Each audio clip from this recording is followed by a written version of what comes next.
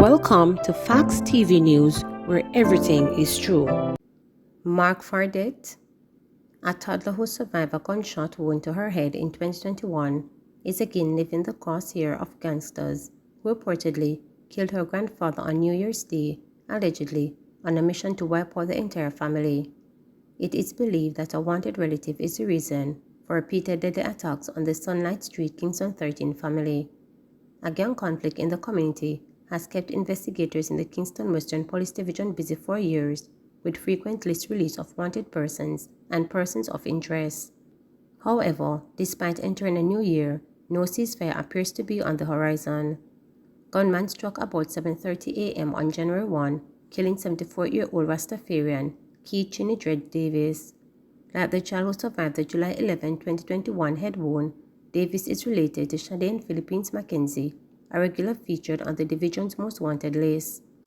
For years, the police have been trying to apprehend Mackenzie, who remains elusive, while a reign of terror haunts his relative in the crime-torn community. On Tuesday, Davis' daughter told reporters that they got up early on Sunday morning and she was sweeping their yard shortly before the tragedy struck.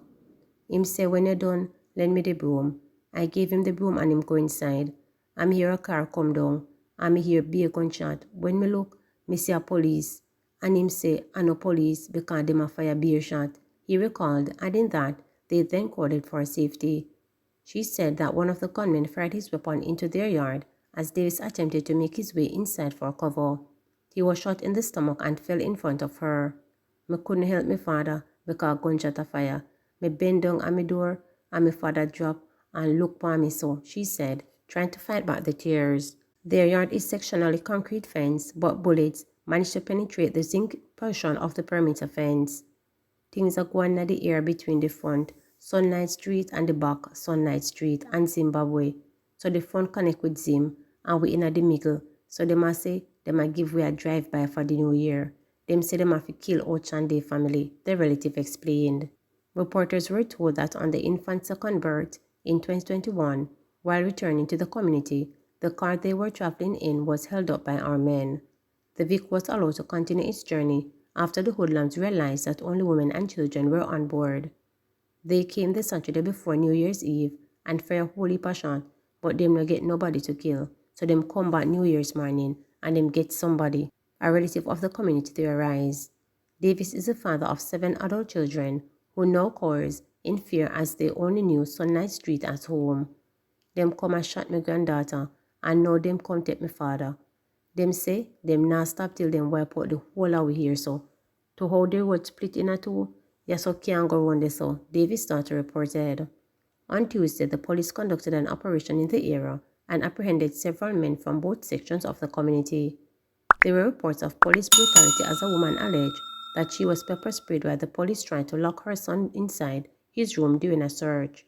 Another woman said the policeman struck her with a rifle, causing a wound on her left hand. The Independent Commission of Investigation has been notified of the allegations. Residents on both sides of the divide have accused the cops and picking side, but a senior officer refuted the claims, telling reporters that the men from both sides were in custody and were being processed.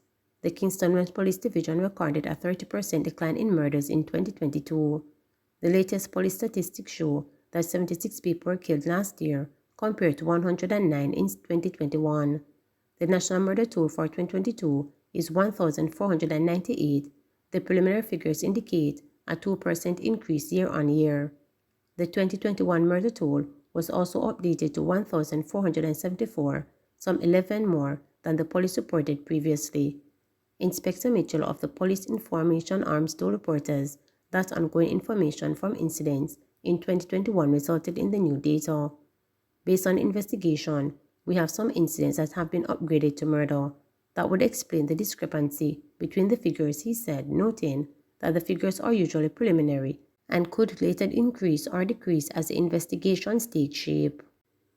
Lisa Hyper makes New Year's resolution to stop smoking marijuana. Controversial dancehall artist Lisa Hyper has declared that her one specific New Year's resolution is to stop smoking marijuana.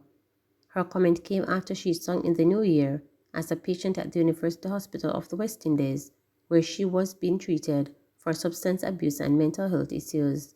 She admits that her chronic smoking habit has contributed to her continued issues and exacerbated her health struggles.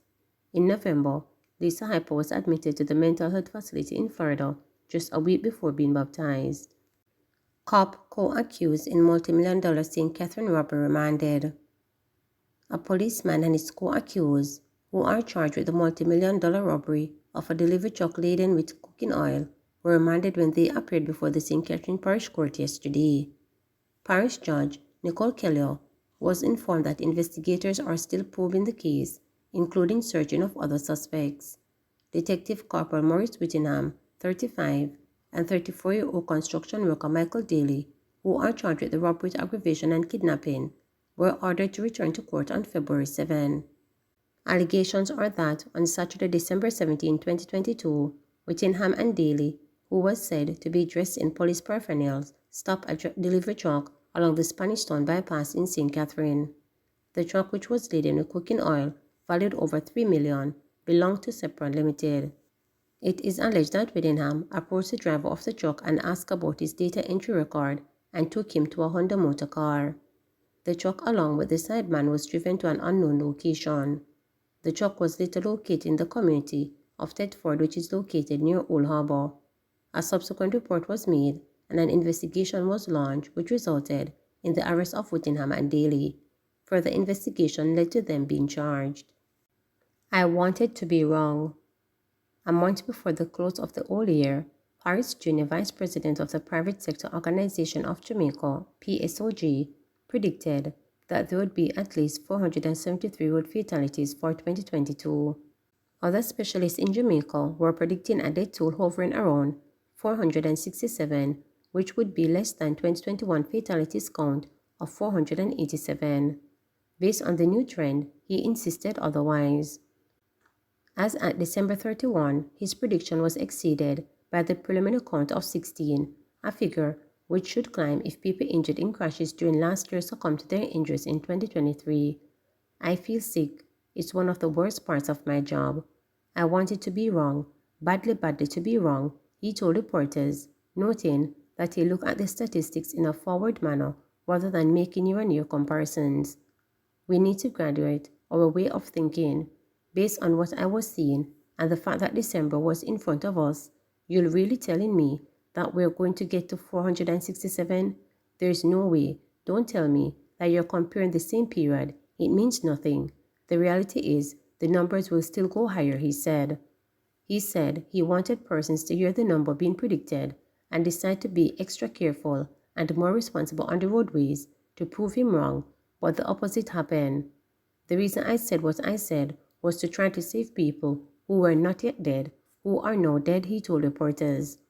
Every day I get a report, I said, please be wrong, and you look at it and you see the number going up, said the researcher who has been passionate about saving persons from road fatalities.